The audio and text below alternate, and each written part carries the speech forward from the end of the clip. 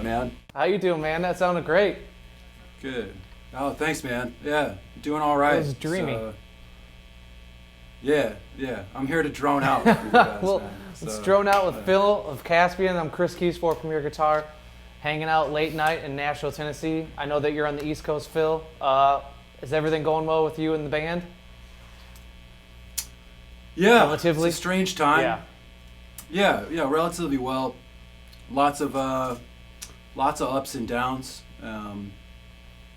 Strange time. You know, today, beautiful day outside. Got to go to the beach, and now I'm talking to you. So today's a notch in the win column. Yeah, I think we want to. I want to hear about this because I've seen on Reddit AMAs and other things where you've alluded to a story or a backstory of the guitar, but you've never really dove into it. And I'd love to hear either what is special about this guitar or how you got it, and because I know it's not a Fender. Yeah. I know it's a parts guitar.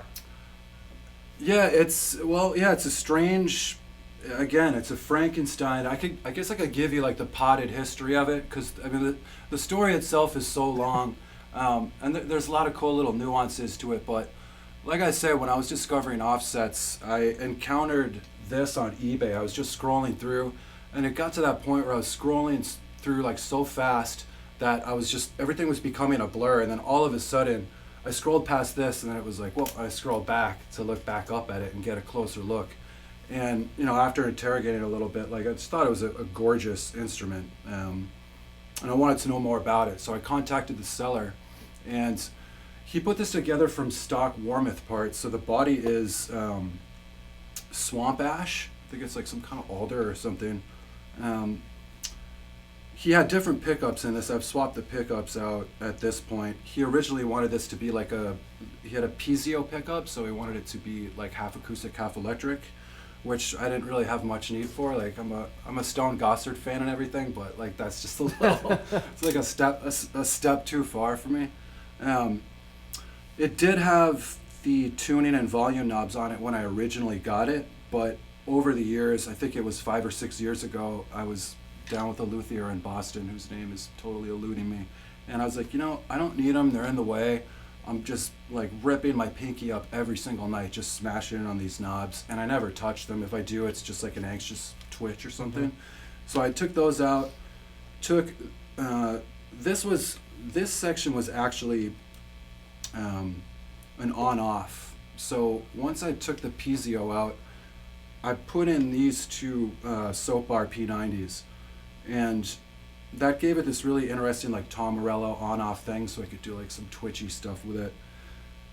Anyway, the neck pickup is a modern output Soap Bar P90, and then the bridge one is just it's one of their vintage like standard classics. So when it's in the middle position, it's kind of this nice blend of like modern and vintage with it. So it was like, it was really biting. It had a lot of low end. It had a lot of like, I occupy like a low mid frequency thing a lot in our band, which I'll also get to, I'm sure, when I get to pedals. But when this was toggled in the middle, there was just something about it that really, it chewed up a lot of good space that we needed to have. I also obviously removed the toggle because I just didn't need it. So it's pretty bare bones right now. The story basically, I mean, the guy that built it was a collector, super just like guitar whiz guy from Western Mass, from the Berkshires, and I had not started Caspian yet. I had started jamming with Calvin, our guitarist, and we hadn't even found a bass player or a drummer yet. But I was talking about my influences, and like, you know, I started with Zeppelin. That was my thing. Mm-hmm. I was just a Jimmy Page worshiper, and then it kind of went into, you know, I got into grunge rock and a little bit of hardcore.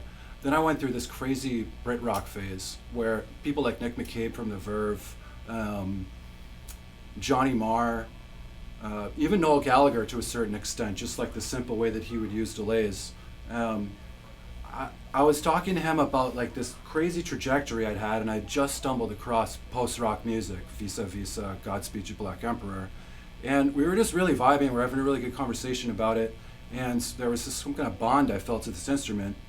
And he said, well, you know, the auction is going to end within a couple days. It's probably going to be yours. No one's bid on it. It's all good. So I bid my time, and then 5 hours before the auction was going to end, some homeboy just hit him up and was like, yo, I want that guitar. I'll give you $1,000. Now, I had put down like $250 for it. And he called me up. He's like, what? How much can you give me? Because like I want you to have this guitar, but this dude's offering me $1,000 and I need the money. And I was like, dude, I have $265 like to my name, 10 of which I'd have to spend on gas to get out to where you're at. So, dude, you just sell it, do your thing. God bless, all the best. And he was like, no, I'll give it to you for $150. Oh, wow. So he dropped the price, drove out, picked it up from him. Wish I could remember his name on the odd chance that he's watching this right now. Many thanks to that guy, because this was my mainstay for, I don't know, 11 years.